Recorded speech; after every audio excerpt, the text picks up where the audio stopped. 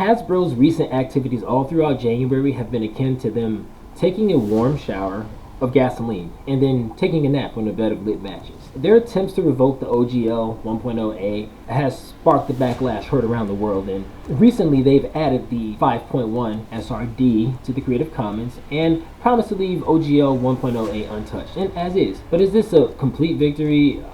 Well, I would argue no, or at least not as much as Hasbro would like you to think.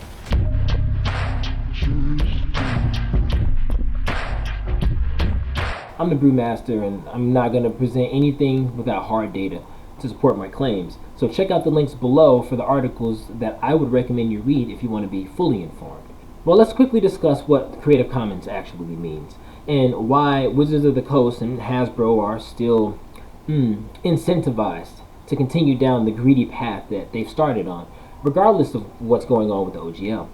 Well, to figure that out, we have to ask, why did they even bother changing the OGL in the first place? Hello, I like money. In short, Hasbro are hemorrhaging funds and have shifted into emergency mode. The company reported record sales in 2021 and 2022 thanks to COVID, pushing so many adults to, just experiment with different forms of group activity. And so a lot of people found their way into the tabletop RPG space. But that streak has ended, and Hasbro is failing overall, with D&D making up 72% of its overall profits, while only making up 22% of Hasbro's overall revenue. So Hasbro just announced that they're laying off 15% of their total workforce, costing over 1,000 jobs across the entire game industry. And that will stagnate the industry for the next 2 years as Hasbro aims to reclaim $250 to $300 million with the firings, which are the early signs of a company beginning to die. Literally a death by 1,000 cuts. Jason Schreier from Bloomberg has even reported that Wizards of the Coast have had to cancel numerous video games that were under active development in lieu of this news. So as a corporate entity, Hasbro is looking at all third-party content at this point as just money that it's leaving on the table. And that is what sparked this need to change the OGL. And so given the financial trouble that they're in, this automatically explains why they continue to fight for new OGLs, only changing their minds once evidence showed that this was definitely going to be detrimental to their finances. And even then, we still have to fight them every step of the way. Then to make amends, they said they're going to release a new OGL that's irrevocable, but then it was still trickily worded to be able to screw creators, and they still had the ability to just take your work as before. So, of course, the tabletop RPG community, which I consider to be the most intelligent community in existence, caught on to this, of course, sparking further backlash. And so that's the final straw. At this point, Wizards finally decided that they're going to stop altogether and leave the OGL as it is. And then they try to butter up the community by putting portions of SRD 5.1 in Creative Commons for all to use forever. But even then, how they did it was so stingy, and that further soured people on them. And the backlash continued and continued until they were literally forced to capitulate and just put all of SRD 5.1 in the Creative Commons license, and they have done that under the least restrictive license that they have. And that brings us to the Creative Commons license, which most people consider to be a win. And while I don't consider it to be a complete win, I definitely won't say it's a bad thing. It is a good thing that they have put SRD 5.1 in the Creative Commons license and done so under its least restrictive version. But while that is a good thing, the SRD only covers one portion of D&D, which is its 5th edition.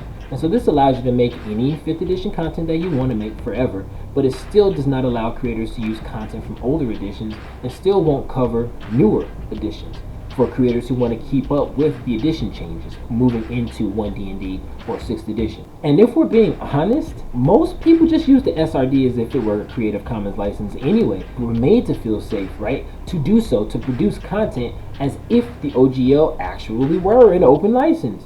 So for most people, this actually changes nothing. It just ensures that 5th edition, but no other edition, can be used for free, which is the way it was intended to be and how we were led to believe it was supposed to work anyway. So in a way, the status quo really hasn't been changed, which is good, right? But in of itself, something that hasn't changed is not really a victory. This doesn't quite move the needle forward, because while this does protect 5th edition, OGL 1.8 also still remains exactly as it was, which is a bad thing. Hasbro just showed us how vulnerable the OGL actually is to abuse, and showed us the loophole that they would use to revoke it. They showed us that loophole. And so by leaving OGL 1.0A untouched, they're actually just leaving that vulnerability there, kind of like a hacker leaving a backdoor. With OGL 1.0A as is, there's still no guarantee then that games published under the OGL won't come under assault again in another 5 years from now, another decade from now, right? This was a financial loss for Hasbro. And seeing their charts, which I've showed you, you can assume that they are not going to stop trying to monetize D&D. Just like in video games, they removed loot boxes, but now every single game has, a season pass or a premium store. That has become so disruptive that I can't even barely enjoy a video game anymore. And D&D is actually heading down that road, the live service route. Without being able to monetize 5th edition at all, which is what they've just done. They shut themselves out of that, trying to be too greedy. All that they have basically now is one D&D. And that's going to have to be the new cash cow, which means subscription service. It'll be a walled garden, as one of the people in the comments so eloquently stated. They're going to be walling off content behind high prices, taking away the content that you've already paid for. I'm looking at you, Destiny, vaulting it. Offering incomplete content and throttling services for lower tier subscribers. And generally charging for every single aspect of the service. We're talking skins, dice, miniatures, maps, modules, all parceled out into tiny bite-sized chunks. Or they'll offer you everything through a subscription, except you lose access to the full database, having absolutely nothing to show for all the time you've invested as soon as you unsubscribe. Basically, it's gonna go the route of my beloved but long dead game industry. Rest in peace. I also feel like them releasing all of 5th edition under the Creative Commons is an attempt to sort of discourage Paizo's ORC, or cause people to, get confused, or they'll kind of lose interest in that project. Don't fall for this trap. Don't allow Hasbro to distract you, and don't be misled into assuming that the SRD and the ORC are the same. The ORC is an open system, right? A full system, which will allow for the building of entirely new games from the ground up, similar to what the OGL allows. So many whole games have been built up from the OGL, right? Except that the ORC is going to actually be compatible with Pathfinder and 5th edition, and be actually perpetually free and actually irrevocable and not owned by any company, which is something that Wizards of the Coast still cannot say about OGL 1.0. So where do we stand?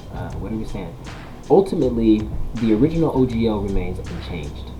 But in this case, to me, that just means it remains revocable, which means Hasbro has an in to just try the same shit, later. And that's not a win to me. SRD 5.1 being a Creative Commons is a good thing, but in all reality, there would be no reason for them to do that if OGL 1.0A wasn't abusable, if they would just make it irrevocable the way that it was intended to be, but they refuse to do that. And because of all of this backlash, it is unclear whether or not future editions of D&D will be covered under the OGL or have an SRD. But I'll say this.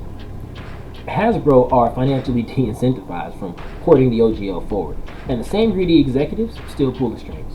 So in my strong opinion, the ORC remains the best and preeminent option for those who want to have complete control over what they create for their RPGs. But I will say this, unintentionally, Hasbro has saved the tabletop RPG industry, dooming themselves in the process, but they showed us just how reliant we are on them and how quickly that they could take that away from us. This revelation has been eye-opening for so many creators, and this is something that they can never take back. Creators will now and forever be aware of what licenses they use and the implications of those licenses, which means that ultimately less people are going to be taken advantage of, which is overall great for the tabletop RPG industry. They have also pushed fans away from D&D into so many other games that deserve attention. So many other games deserve attention, are well designed, are excellent, and are now getting played. And that is great. Frankly, many of these other games are far better designed for providing experiences that 5th edition just isn't equipped to handle. This does not have the rule support to handle. So many creators are also making new games, new systems, different systems than the D20 system. Famous creators like Matt Colville and Matt Mercer, all the way to smaller creators like Dungeon Coach, right? Bob World Builder, Professor Dungeon Master, and even myself, all making new systems for players to have fun with.